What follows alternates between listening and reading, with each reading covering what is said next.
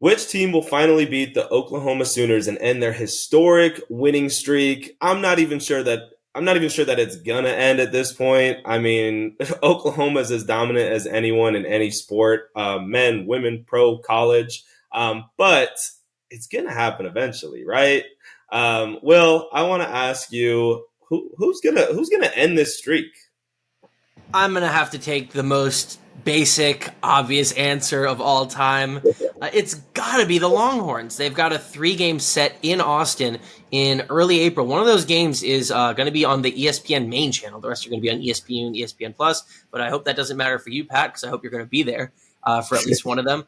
But seriously, Longhorns, they're not Oklahoma. I'm not going to pretend Texas is going to get a home sweep or even win the series, but Texas is number 2 in the country. It's a very good team. We'll talk about them more in this episode, but 3 games in Austin, if Oklahoma sweeps those, I just don't know when they're going to drop one this season. They might actually pull off the 67-0 or whatever it takes. I believe they were 66-1 last season. So I don't know when else it would be other than just looking at their schedule. That's the first time that I think, or the best chance in regular season play. But, once we get into the college Women's World Series, maybe someone will make some magic, but I don't think so.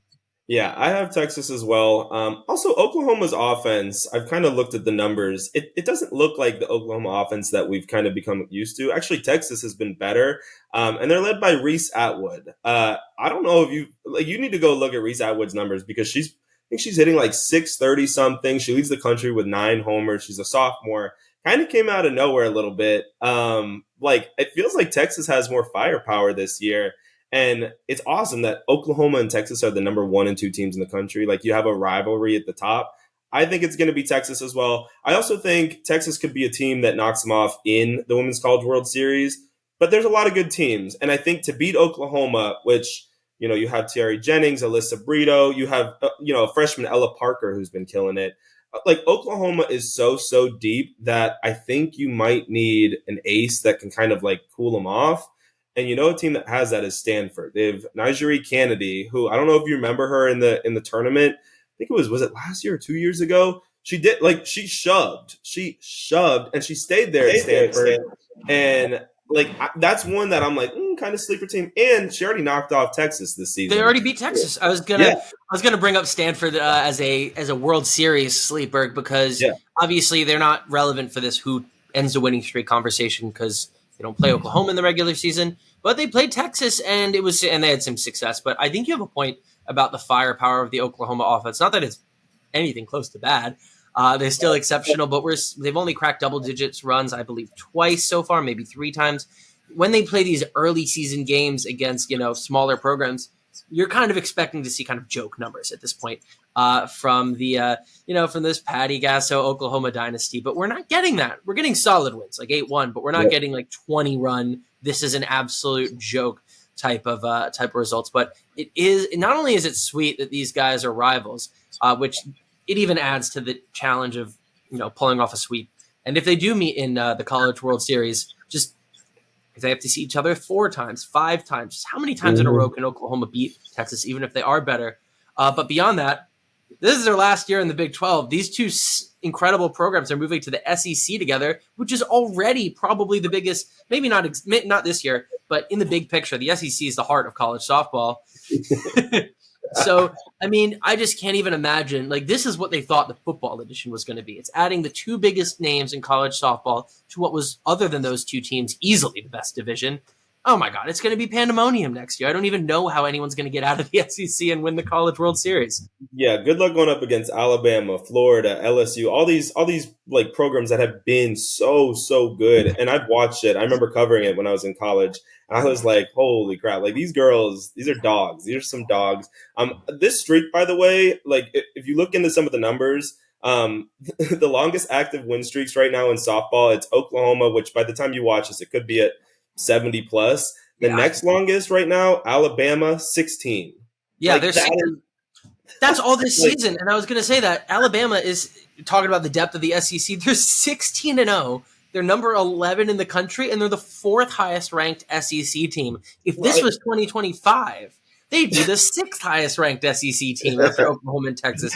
The SEC for softball is what it thinks it is for football. That would basically be 6 of the top 11 teams. As it stands, it's 4 of the top 11 teams. And if you keep going down, Mizzou is 13th, Kentucky's 14th, the Gators are 15th, and Arkansas 16th. It's just out freaking outrageous. But in terms of, running up this win streak, I think it's great for Oklahoma that they're not in the SEC. They'd still probably have their 3 consecutive natties because you still got to beat the best eventually. But would they have been able to be consistent enough to go 66-1 last year if they had to play basically a ranked team every weekend? I mean, they're great, but probably not. So you'd have to imagine that these, they're going to still dominate, but these ridiculous numbers are probably over after this season. Yeah, that actually makes me really excited that they're joining the SEC, especially when you consider them in Texas. The SEC tournament itself might be better than the Women's College World Series. I mean, obviously, you'd expect the final of the World Series to still be the best, but like in terms of the average game, I don't think that the auto bids playing a number 3 team are going to produce the type of game that like the 8th team versus the 7th team in the SEC is going to produce. It's going to be a blast. Yeah. And by the way, just to throw this out there, do you know who in college football owns the longest win streak ever? Ever? Oklahoma. Is it Oklahoma? Yeah, it's Oklahoma. From 1953 to 57, 47 wins. I don't think anyone's come close to that. That's super hard to do in college football, obviously. So softball and football right here. Oklahoma is, I don't know if you want to say they're the kings and queens of football and softball, especially not of late, but I mean, that's something. That's something right there. All right, now let's talk about what makes Oklahoma softball such a dominant, unbeatable team. For me, it's their depth. I mean, when you look at that lineup, and this is what it's been the last few years, they don't have Jocelyn Allo anymore. They don't need her. They have Tiari Jennings, Alyssa Brito. Like I said, they have a couple freshmen, Ella Parker. There's another one whose name I can't pronounce. This is just a stacked lineup, and that's why they've had so many of those run rules because you just, as a pitcher, you can't let up. Will, what do you think? I mean, absolutely. But the question is, how do you get this depth? And it does come down to coaching. I mean, we're talking about college sports. We're not talking about the NFL where you can draft your Tom Brady and just be absolutely set for 20 years. You're refreshing. You're hitting refresh every few years. And that's what I think makes college dynasties even more impressive, that it's just about a different star every single season. So, I mean, we got to give our flowers to Patty Gasso. She's been around since 95, when she was a pretty young head coach. She won her first ring in 2000, won another one in 2013, and then it just launched from there. She had a back-to-back in 16 and 17, and then the current run they're on.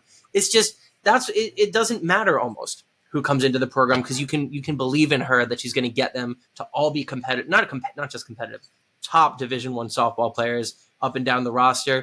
It's like you said, you need absolute excellence everywhere, up and down the lineup, pitching staff, if you want to not just win, but win every single year and go 61-1 and possibly go undefeated this year. So, we can't, it's kind of tough that this isn't like football where we can see all these Michigan guys, whether they're going to go to the NFL and all be electric, or whether Jim was just making diamonds out of coal. So, I mean, we talked about women's pro sports today on Fanbuzz Weekly. We can get more into how to grow pro softball later on, but it's not huge right now. So this is the highest level. I think that does help with retention, but it does make it harder for us to know if these players, will keep being superstars beyond their Oklahoma days. And credit to Gasso for using the transfer portal. I think that's an underrated part of why they've sort of been so good. Brito is a transfer from Oregon. They have another girl from Arizona State. I think her name's Sydney Sanders. Like, they've used that too. When I don't think a lot of softball teams have done it at that level. Maybe it's because they're, the New York Yankees of college softball right now, and everyone wants to play for Oklahoma. But you got to, I mean, they're adapting with the times clearly. So you got to give Gasso credit there. No, absolutely. And we've seen that in, like, not to bring everything back to football, but we've seen the lack of modernity wreck programs. I mean, Dabo will not transfer players. It's bizarre. And Clemson is now an above average ACC team instead of a lock champion every year. And, it's innovators that are able to create something special. And that's exactly what we're seeing. She's using a tool that's available to everyone in college softball, but she's way more effective at getting the job done. Like you said, the branding is a big part of it, but that's just a testament to what she'd already built before transfer portal madness was on the table. So I think, to me, it comes down to the coach, not to take anything away from the players, but I think she's a huge part of what makes them as special as they are. Amen. And with that, we will see you guys next week for this segment.